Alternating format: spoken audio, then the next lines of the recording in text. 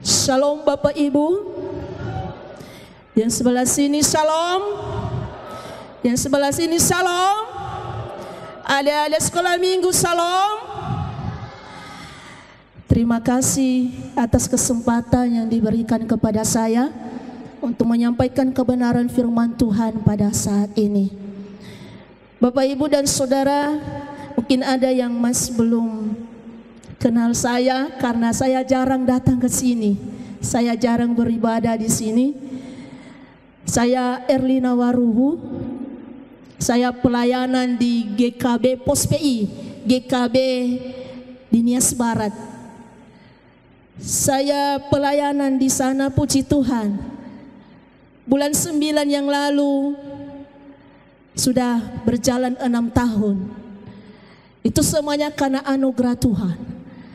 Sampai saat ini saya boleh berdiri, itu semuanya karena kasih Tuhan. Amin.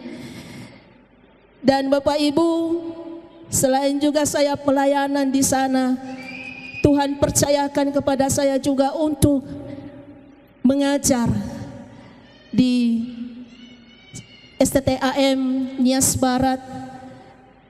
Dan itu semuanya karena kasih Tuhan. Dari tahun 2019 sampai sekarang Tuhan masih percayakan hal itu kepada saya untuk mengajar dan juga sekaligus sebagai wakil satu di sana. Pekerjaan Tuhan yang begitu luar biasa yang Tuhan percayakan kepada saya.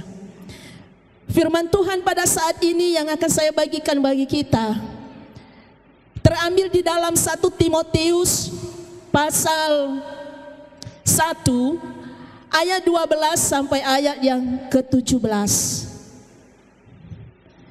1 Timotius pasal 1 ayat 12 sampai ayat yang ke-17. Bapak Ibu dan Saudara, firman Tuhan ini kita baca secara bergantian. Sudah bawa Alkitab Bapak Ibu? Amin ya. Ya. Saya baca ayat yang genap, Bapak Ibu baca ayat yang ganjil dan seterusnya. Demikian bunyi firman Tuhan, ucapan syukur atas kasih karunia Allah. Aku bersyukur kepada Dia yang menguatkan aku, yaitu Kristus Yesus Tuhan kita. Karena Ia menganggap aku setia dan mempercayakan pelayanan ini kepadaku.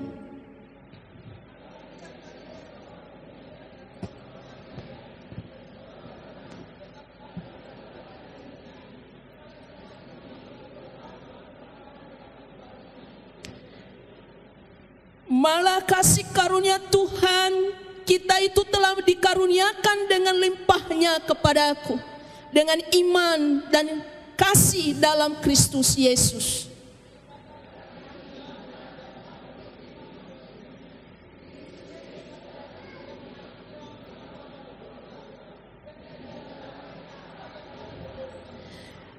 Tetapi justru karena itu aku dikasihani, agar dalam diriku ini sebagai orang yang paling berdosa, yang Yesus Kristus menunjukkan seluruh kesabarannya.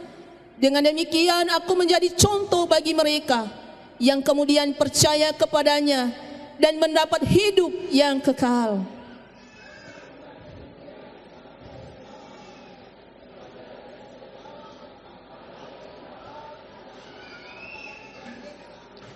Amin. Bapak, Ibu dan Saudara, tema firman Tuhan pada saat ini berbicara mengenai mengucap syukur atas kasih karunia Tuhan. Mengucap syukur ini merupakan hal mungkin yang tidak ringan bagi kita. Ini merupakan hal yang agak berat bagi kita ketika kita dalam keadaan susah. Tapi di sini dikatakan mengucap syukur. Kita sudah di akhir minggu tahun 2024 Bapak Ibu.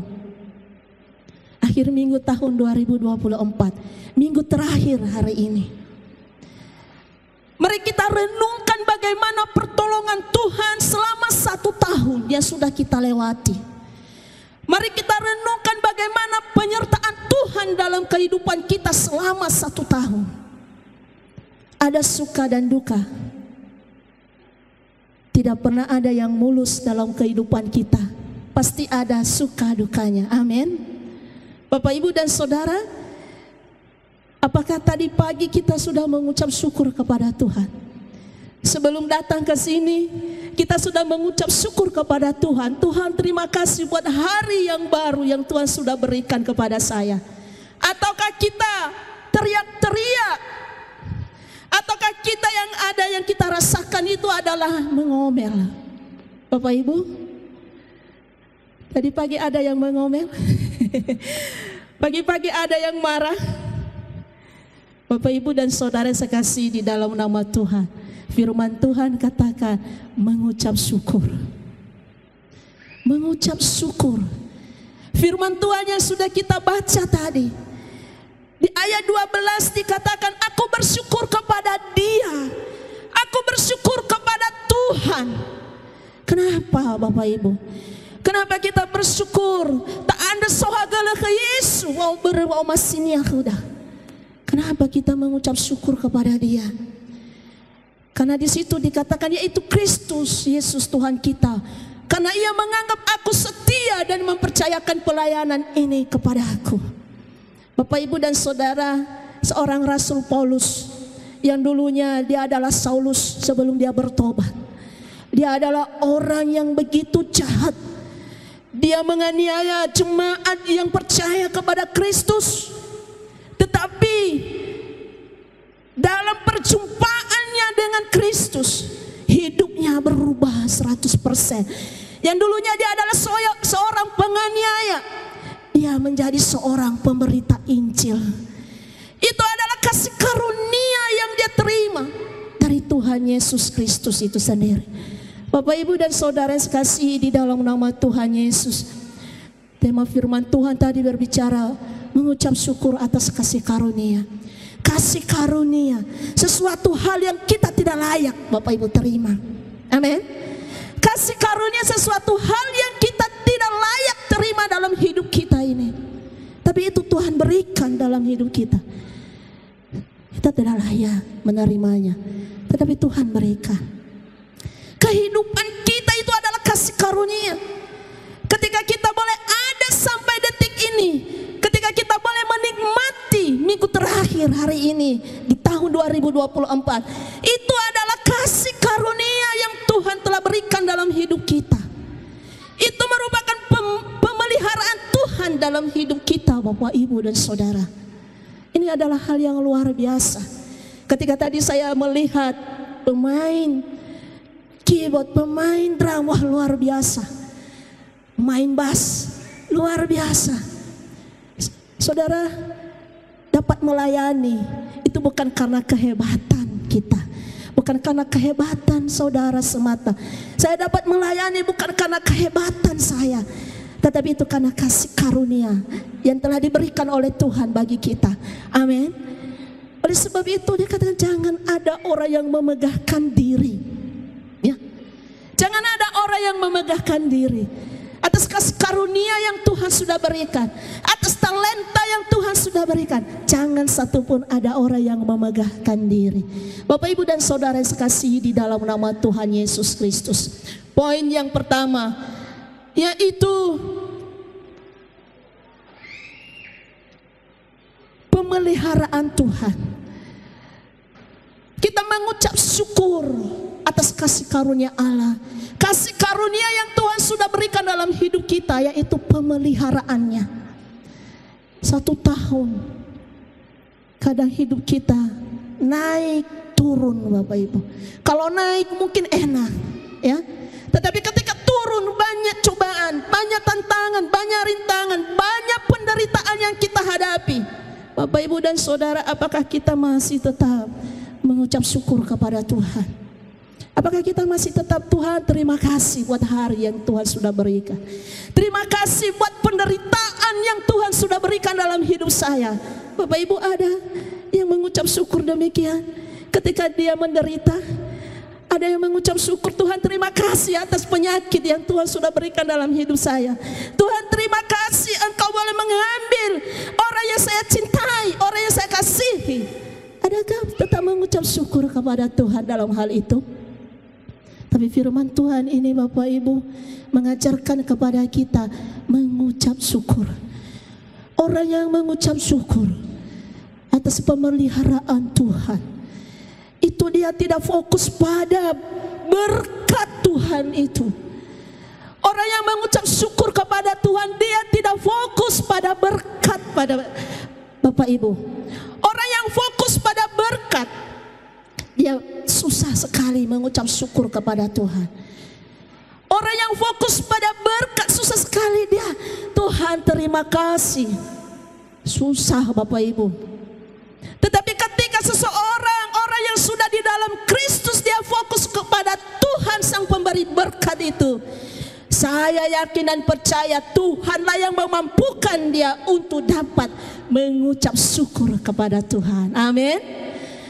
Tuhanlah yang memampukan Bapak Ibu atas pemeliharaan Tuhan.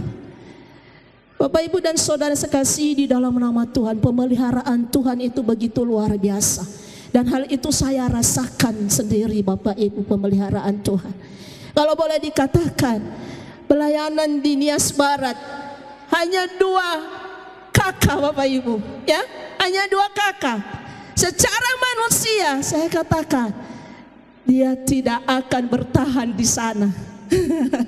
Ya, dia tidak akan mampu, dia tidak mau pelayanan di sana. Untuk apa hanya 2 kakak? Nah, dibanding, wah luar biasa ya.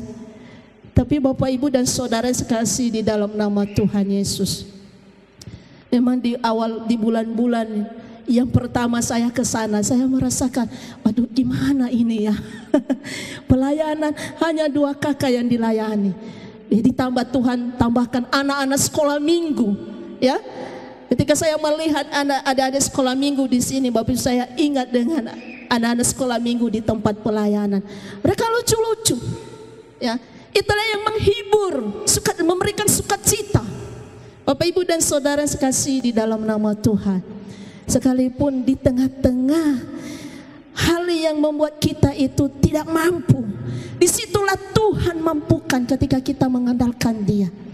Disitulah Tuhan mampukan anaknya ketika berseru, Tuhan tolong, Tuhan bukakan jalan, Tuhan berikan solusi kepada saya. Disitulah Tuhan bekerja Bapak Ibu, ya. Sekalipun hanya 2 kakak, tetapi itu tidak masalah, ya. Tuhan tetap pelihara, amin. Kalau Bapak Ibu boleh melihat saya sekarang, mungkin tadi saya ketemu tadi sama siapa itu, sama Nori, pemimpin pujian tadi. Saya salah jalan tadi Bapak Ibu, salah masuk gang. Ya, pas saya lewat, tiba-tiba langsung ada Nori, ya, saudari Nori. Jadi saya langsung tanya, di mana? Ini di mana gangnya ini? Bukan di sini Kak, tapi di sana. Ya. Jadi kalau saudara Bapak Ibu melihat saya saat ini, kalau dulunya Bapak Ibu kurus, ya. Dulu kurus Bapak Ibu, ya. Tapi kalau Bapak Ibu lihat sekarang, wih, ini ya Ibu Gembala bilang sukses. Bapak Ibu dan saudara kalau lihat pendeta, seorang pendeta yang gemuk, pasti dalam pikirannya ini, wah ini pendetanya sukses ini, berhasil ini, Tuhan berkati ini. Tetapi kalau misalnya pendetanya kurus Bapak Ibu, ini pendetanya ini kurang apa ini, kurang makmur ini, perlu dipertanyakan ini, jemaahnya ini mungkin tidak kasih makan ini kan. Tapi Bapak Ibu dan saudara, puji Tuhan, ya, saya dapat menikmati bagaimana prosesnya Tuhan itu begitu luar biasa. Tuhan itu bukakan jalan atas pemeliharaan Tuhan. Saya katakan, Tuhan, dulu saya diutus ke Nias Barat, ya. Saya tidak tahu bagaimana keadaan di sana, saya tidak tahu bagaimana situasi di sana, tetapi Tuhan antar saya ke sana hingga sampai bisa mengajar di STTAM Nias Barat Bapak Ibu. Itu semuanya karena kasih Tuhan, itu semuanya karena anugerah Tuhan. Bapak Ibu dan saudara, bagaimana Bapak Ibu dan saudara merasakan pemeliharaan Tuhan itu dalam kehidupan Bapak Ibu selama 1 tahun? Apakah Bapak Ibu sudah merasa, Tuhan saya tidak mampu, Tuhan saya sudah tidak mampu, saya sudah di titik terendah? Tapi Tapi ingat Bapak Ibu, pemeliharaan Tuhan itu tidak pernah terlepas dalam kehidupan kita. Itu poin yang pertama Bapak Ibu, mengenai mengucap syukur atas pemeliharaan Tuhan. Poin yang kedua, mengucap syukur atas kasih karunia Allah. Yang kedua adalah Dia telah mengubahkan hidup kita. Dia telah mengubahkan hidup kita dari karakter yang buruk. Tuhan ubahkan itu. Seorang Rasul Paulus, dia adalah seorang penganiaya.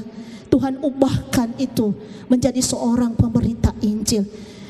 Seorang yang tidak memiliki kasih kepada orang-orang Kristen, orang-orang percaya. Tuhan ubahkan itu menjadi orang yang luar biasa, yang memiliki kasih. Bapak, Ibu, dan saudara sekasihi di dalam nama Tuhan Yesus Kristus. Di sini tadi kita sudah membaca di dalam 1 Timotius itu tadi katakan. Kita lihat bagaimana perkataan seorang Rasul Paulus. Di ayat 13 dan 14 di situ dikatakan, aku yang tadinya seorang penghujat dan seorang penganiaya dan seorang ganas, tetapi aku telah dikasihaninya, karena semuanya itu telah kulakukan tanpa pengetahuan, yaitu di luar iman. Malah kasih karunia Tuhan kita itu telah dikaruniakan dengan limpahnya kepadaku, dengan iman dan kasih dalam Kristus. Bapak, Ibu, dan saudara yang sekasih di dalam nama Yesus Kristus, ini adalah seorang Rasul Paulus. Ketika Tuhan menangkap dia menjadi seorang pemberita Injil, di situ dikatakan bahwa akulah orang yang paling hina di antara orang yang hina. Akulah orang yang paling berdosa di antara orang berdosa. Ini adalah perkataan daripada Rasul Paulus. Dia mengaku bahwa dirinya sesungguhnya tidak layak di hadapan Tuhan. Hidupnya sesungguhnya tidak layak untuk melayani Tuhan. Tetapi Tuhanlah yang melayakkan dia untuk melayani Tuhan. Tuhan mengubahkan hidupnya yang keras, karakter yang buruk, karakter yang keras, yang secara manusia tidak sanggup, tidak mampu untuk berubah. Tetapi dengan pertolongan Tuhan, hal itu dapat dikerjakan oleh Tuhan itu sendiri. Bapak, Ibu, Bapak, Ibu, dan saudara sekasihi di dalam nama Tuhan Yesus Kristus. Mungkin kita menghadapi orang-orang yang keras kepala, orang-orang yang susah diajar, orang-orang yang susah dikasih tahu. Kita menjadi geram. Ini orang kenapa ya? Ini orang ini terbuat dari apa? Kita berpikir demikian. Orang ini terbuat dari apa? Kenapa mau dikasih tahu A, yang dikerjakannya B? Keras kepala. Bapak, Ibu, dan saudara yang sekasihi di dalam nama Tuhan Yesus Kristus. Bagi menghadapi anak-anak yang nakal, menghadapi anak-anak yang nakal, istri menghadapi suami yang tidak mau dikasih tahu, suami menghadapi istri yang cerewetnya minta ampun. Ya, tapi Bapak, Ibu, dan saudara, tidak ada yang mustahil bagi Tuhan untuk mengubahkan hidup seseorang itu. Amin. Tidak ada yang mustahil bagi Tuhan. Yang seperti apa yang dikerjakan, berdoa, berdoa, serahkan semua kepada Tuhan. Ya. Bapak, Ibu, mungkin kalau kita tidak bisa mengubahkan hidup seseorang, mungkin diri kita pun sendiri juga kita tidak bisa mengubahkan hidup kita tanpa pertolongan daripada Tuhan. Perjumpaan dengan Tuhan itu sangat penting, Bapak, Ibu. Perjumpaan dengan Tuhan itu sangat penting. Kita orang Kristen setiap hari Minggu pergi ke gereja, tetapi apakah kita sudah mengalami yang namanya perjumpaan secara khusus dengan Tuhan? Dalam ibadah yang seperti begini, Bapak, Ibu, kita dapat mengalami perjumpaan secara khusus dengan Tuhan ketika hati kita sungguh-sungguh kita serahkan kepada Tuhan. Hidup kita sungguh-sungguh serahkan kepada Tuhan. Bapak, Ibu, dan saudara yang sekasihi di dalam nama Tuhan Yesus Kristus, Rasul Paulus mengenal siapa dirinya sebenarnya. Dia mengenal siapa dirinya. Dia adalah orang yang paling hina tadi dikatakan. Dia adalah orang yang paling berdosa. Dia mengenal dan dia mengaku di hadapan Tuhan. Dia tidak sembunyi-sembunyi, dia tidak malu mengaku di hadapan Tuhan dan di hadapan sesamanya. Malahan ditulis dalam surat supaya apa? Supaya kita orang yang percaya kepada Tuhan, kita dapat mengerti, kita dapat memahami bahwa seorang Rasul Paulus yang dulunya dia adalah seorang yang jahat, seorang yang berdosa di hadapan Tuhan. Di situ dia mengaku, Tuhan, ini aku ini adalah orang yang paling berdosa. Bayangkan Bapak Ibu, paling berdosa di antara yang berdosa. Berarti luar biasa, jelek sekali. Ya, buruk karakternya dulu, buruk sekali. Bapak Ibu dan saudara sekasih di dalam nama Tuhan, apakah sudah kita mengaku di hadapan Tuhan setiap dosa-dosa kita di hadapan Tuhan? Apakah kita mengaku kepada sesama kita, kepada orang terdekat kita, kesalahan yang kita lakukan? Ataukah kita sembunyikan dosa yang kecil itu di hadapan Tuhan? Kita sembunyikan dosa yang kecil di hadapan sesama kita. Tapi ingat Bapak Ibu, mata Tuhan itu melihat. Tuhan mengetahui dosa sekecil apapun yang kita lakukan di hadapan Tuhan. Karena tidak ada satupun manusia yang benar di hadapan Tuhan. Tidak ada satupun. Semuanya berdosa. Ya, semuanya berdosa. Tuhan itu tahu. Bapak Ibu dan saudara sekasih, jangan seperti Adam dan Hawa ketika sudah memakan buah pohon, ya. Buah pohon yang ada di tengah-tengah Taman Eden yang dilarang oleh Tuhan. Adam, janganlah engkau memakan buah ini, raba pun jangan, ya. Diraba saja jangan, apalagi dimakan Bapak Ibu. Itu larangan yang Tuhan berikan. Tetapi apa yang terjadi? Yang terjadi adalah Hawa dia mengambil buah pohon itu. Dia melihat, oh ini kok buahnya ini sangat menarik ya. Enak kelihatannya, memiliki pengertian yang begitu luar biasa. Apa yang terjadi? Dia ambil buah itu dan dia kasih kepada suaminya bernama Adam. Bapak Ibu dan saudara, ketika hal itu terjadi, ketika hal itu terjadi, Tuhan sudah mengetahui hal itu. Dikatakan bahwa ketika bunyi langkah Tuhan ada di Taman Eden itu, dan di situ apa yang dikerjakan oleh Adam dan Hawa, mereka bersembunyi Bapak Ibu, ya, mereka bersembunyi, mereka takut, dan akhirnya Tuhan bertanya, Adam, di manakah engkau? Apakah Adam tidak tahu Bapak Ibu? Apakah Allah tidak tahu? Dia sangat tahu keberadaan Adam dan Hawa. Tetapi dia melihat bagaimana kejujuran daripada Adam dan Hawa ini. Mereka ini jujur atau tidak? Ya, mereka bersembunyi. Dikatakan, di manakah engkau Adam? Tuhan, aku telanjang. Ya, siapa yang memberitahumu bahwa engkau telanjang? Siapa yang memberitahukan? Bapak Ibu dan saudara sekasih, dalam nama Tuhan Yesus Kristus, ini adalah hal yang luar biasa. Siapa yang memberitahukan kepada Adam kalau dia telanjang? Dikatakan, itu loh perempuan yang engkau tempatkan di sisiku, namanya Hawa, ya, namanya Hawa.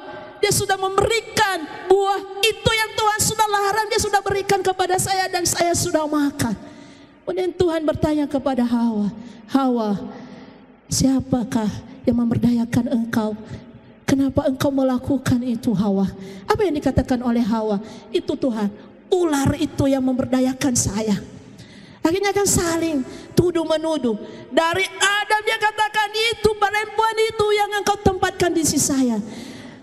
Hawa bilang, itu Tuhan, ular itu bukan saya. Itu kan Bapak Ibu dan saudara.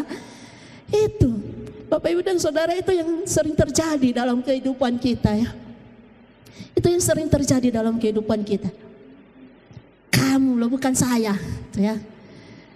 Dia yang berdosa. Tapi kalau kita lihat jari kita Bapak Ibu, coba Bapak Ibu jarinya, mana tangannya ada? Bapak Ibu, tangan coba diangkat tangannya. Allah, ya Ada tangannya Bapak Ibu ya. Bapak Ibu coba tunjuk. Mana jari yang lebih banyak coba. Ya, depan situ atau sini? Bapak Ibu dan saudara, jarinya itu lebih banyak ke sini nunjuknya. Ada 3 ya, 3. Yang satunya ini sebelah sana di depan. 3. Lebih banyak Bapak Ibu. Artinya apa? Bahwa hidup kita ini, ya, hidup kita ini adalah orang yang berdosa. Orang yang berdosa yang sesungguhnya tidak layak di hadapan Tuhan. Ketika kita orang yang berdosa, ketika kita melakukan kejahatan, melakukan dosa di hadapan Tuhan, yang Tuhan inginkan itu adalah keterbukaan Bapak Ibu. Keterbukaan. Bapak Ibu dan saudara sekasih di dalam nama Tuhan, keterbukaan itu adalah awal dari pemulihan. Amin. Awal dari pemulihan itu adalah keterbukaan Bapak Ibu. Itu yang telah dikerjakan, yang telah diberikan contoh kepada kita, teladan kepada kita oleh Rasul Paulus. Jangan kita menuduh, tapi kita harus terbuka di hadapan Tuhan. Tuhan, saya ini orang yang berdosa. Tolong saya, mampukan saya. Mampukan saya untuk saya dapat keluar dari dosa ini. Bapak Ibu, saya tidak tahu dosa apa yang sudah kita lakukan selama 1 tahun. Mulai dari bulan Januari sampai bulan Desember ini. Saya tidak tahu, hanya Bapak Ibu yang tahu. Amin. Mungkin orang yang terdekat kita tidak tahu Bapak Ibu. Suaminya tidak tahu, mungkin istrinya tidak tahu, anak-anaknya mungkin tidak tahu, orang tuanya mungkin tidak tahu. Hanya diri kita sendiri yang tahu dan Tuhan yang tahu. Bapak Ibu dan saudara, tidak ada sesuatu hal yang tidak mungkin Tuhan ubahkan dalam hidup kita. Itu poin yang kedua tadi. Poin yang ketiga, cepatnya Bapak Ibu ya. Poin yang ketiga, yaitu Tuhan menyediakan keselamatan bagi kita. Kita mengucap syukur kepada Tuhan atas kasih karunia, keselamatan yang Tuhan sudah berikan dalam hidup kita. Amin. Bapak Ibu dan saudara, keselamatan itu tidak dapat dibeli dengan harta kekayaan apapun. Tidak dapat dibeli dengan jabatan yang tinggi. Tidak dapat keselamatan dibeli dengan itu. Ya, tidak dapat dibeli dengan melakukan perbuatan baik. Tidak dapat. Itu di dalam Efesus itu Bapak Ibu, Efesus 2 ayat 8 sampai 9. Di situ dikatakan, sebab karena kasih karunia kamu diselamatkan oleh iman. Itu bukan hasil usahamu, tetapi pemberian Allah. Apa yang dilanjutkan? Itu bukan hasil pekerjaanmu. Jangan ada orang yang memegahkan diri. Jangan ada orang yang sombong. Itu yang dikatakan oleh Alkitab, oleh firman Tuhan Bapak Ibu. Keselamatan. Ini adalah puncak kasih karunia itu Bapak Ibu.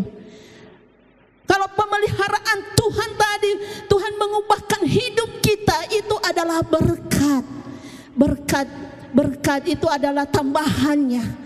Tetapi keselamatan itu adalah anugerah yang begitu luar biasa, anugerah yang luar biasa yang tidak dapat kita beli. Itu adalah puncak daripada kasih karunia yang Tuhan berikan dalam hidup kita, yaitu keselamatan. Untuk apa Bapak Ibu memiliki jabatan? Untuk apa memiliki kekayaan? Untuk apa memiliki harta yang banyak? Untuk apa memiliki mobil yang mewah? Untuk apa memiliki rumah yang mewah? Tetapi kalau jiwanya binasa, itu sama halnya dengan sia-sia. Tidak ada artinya Bapak Ibu. Ya, tidak ada artinya. Tadi dikatakan di dalam 1 Timotius pasal 1 ayat 15 sampai 16, di situ dikatakan, perkataan ini benar dan patut diterima sepenuhnya. Kristus Yesus datang ke dunia untuk menyelamatkan orang berdosa. Dan di antara mereka akulah yang paling berdosa.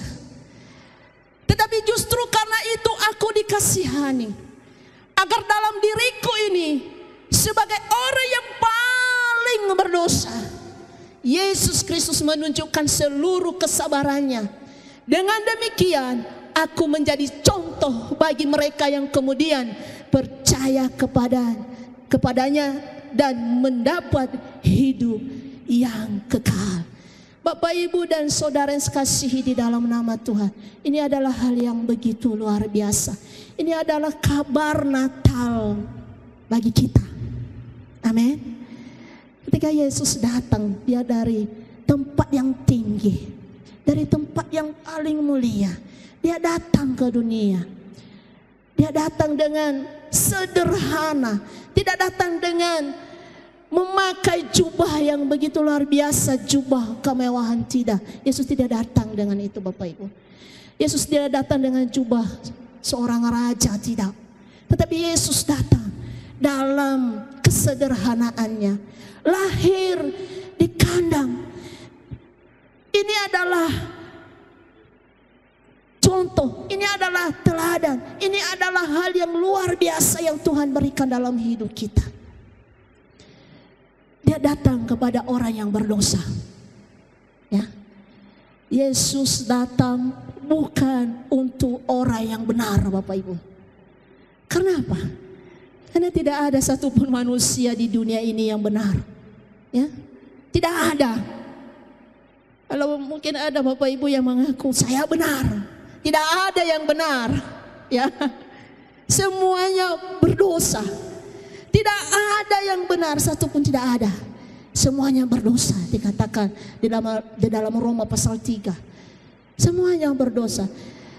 Dan dalam keberdosaan manusia itu, manusia yang tidak mampu untuk selamat, Bapak Ibu. Ya, manusia yang tidak mampu selamat. Disitulah Yesus datang.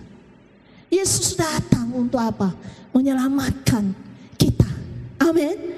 Yesus datang untuk menyelamatkan saya dan Bapak Ibu dan saudara. Supaya apa? Supaya kita ini tidak binasa. Ya. Yohanes 3 ayat 16 ini merupakan ayat hafalan anak-anak sekolah minggu, Bapak Ibu. Yohanes 3 ayat 16. Karena begitu besar kasih Allah akan dunia ini, sehingga ia telah mengaruniakan anaknya yang tunggal, supaya setiap orang yang percaya kepadanya tidak binasa, melainkan beroleh hidup yang kekal. Ini adalah kabar sukacita yang begitu luar biasa. Amin. Kabar sukacita. Ini adalah Natal. Natal itu bukanlah Yesus Kristus itu, Bapak Ibu, mungkin dia secara jasmani lahir di Betlehem, tetapi secara rohani dia lahir di hati kita masing-masing. Ya, itulah Natal. Lahir dalam hati kita masing-masing. Bapak Ibu dan saudara, ketika kita sudah menerima keselamatan itu dari Tuhan, keselamatan kasih karunia diberikan secara cuma-cuma kepada kita. Kita terima hal itu. Kita menjadi orang yang percaya kepada Tuhan.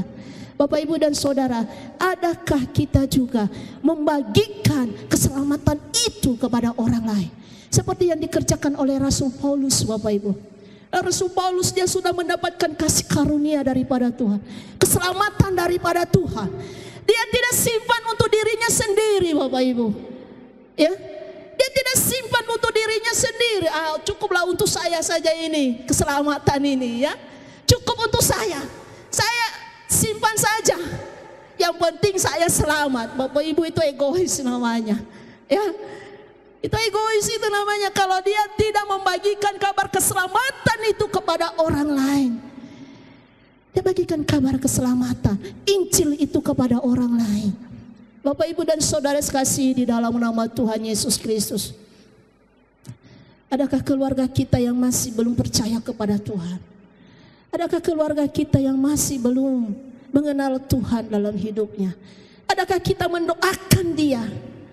Adakah kita memberitakan firman Tuhan kepada dia?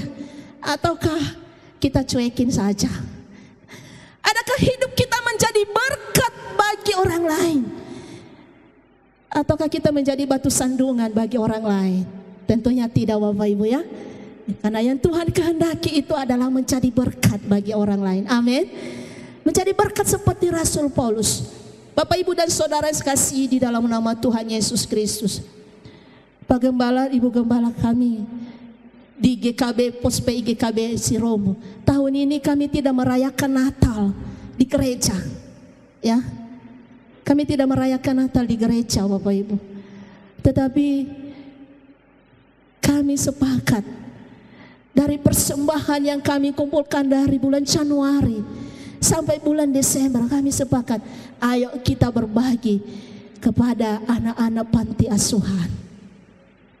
Ayo kita berbagi kepada anak-anak panti asuhan. Kami rayakan Natal di panti asuhan, Bapak Ibu.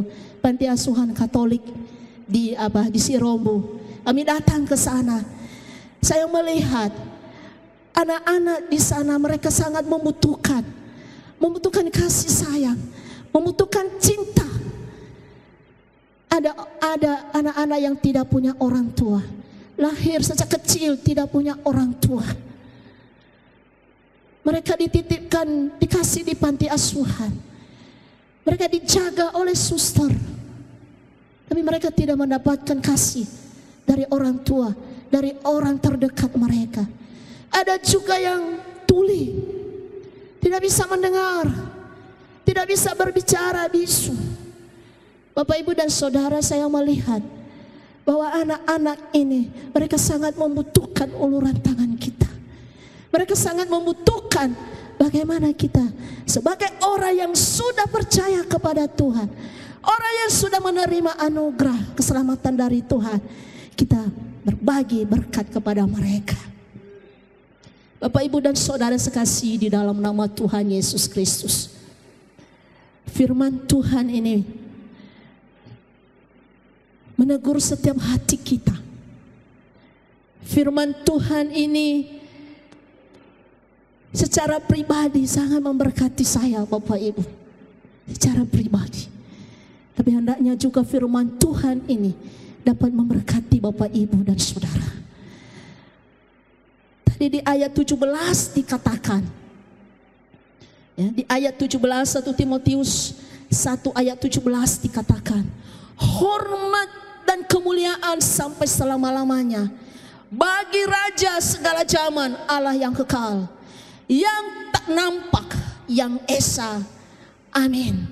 Bapak, Ibu, dan saudara, kasih karunia Allah mendorong kita untuk mempermuliakan Tuhan. Kasih karunia Allah, pemeliharaan Tuhan, Dia telah melayakkan kita untuk melayani Dia yang sudah memberikan keselamatan itu kepada kita. Itu mendorong kita, Bapak, Ibu, untuk mempermuliakan Tuhan. Bapak, Ibu, kalau ada orang Kristen, orang percaya yang tidak suka memuji Tuhan, perlu dipertanyakan, ya, perlu dipertanyakan bagaimana imannya. Kalau dia tidak suka memuji Tuhan, dia tidak suka mempermuliakan Tuhan dalam hidupnya. Bapak, Ibu, dan saudara, kita adalah orang-orang yang sudah di dalam Kristus. Hendaknya ucapan syukur kita itu bukan hanya saja secara perkataan kita, tetapi hendaknya nyata dalam perbuatan kita. Mari Bapak, Ibu, dan saudara, saya ajak Bapak, Ibu untuk merenungkan bagaimana penyertaan Tuhan dalam hidup kita selama 1 tahun ini. Saya undang pemain musik dan juga